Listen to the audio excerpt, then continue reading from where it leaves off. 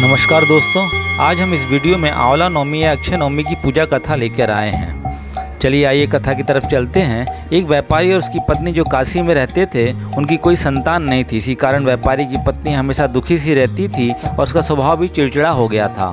एक दिन उसे किसी ने कहा कि अगर वो संतान चाहती है तो वो किसी जीवित बच्चे की बलि भैरव बाबा के सामने दे दे, इससे उसको संतान प्राप्ति होगी। उसने यह बात अपने पति से कही, लेकिन पति को यह बात फूटी आंख न भाई।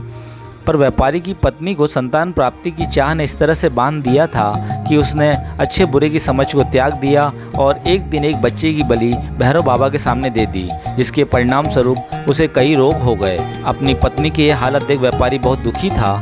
उसने इसका कारण पूछा, तब उसकी पत्नी ने बताया कि उसने एक बच्चे की बलि दे दी, उसी वजह से उसका ये हाल हुआ है। यह सुनकर व्यापारी को बहुत क्रोध आया। उसने उसे बहुत मारा, पर बाद में उसे अपनी पत्नी की दशा पर दया आ गई और उसने उसे सलाह दी कि वह अपने इस पाप की मुक्ति के लिए गंगा में स्नान करे और सच्चे मन से प्रार्थना करे। व्यापारी की पत्नी ने वही किया। कई दिनों तक गंगा स्नान किया और तट पर पूरी श्रद्धा के साथ पूजा की।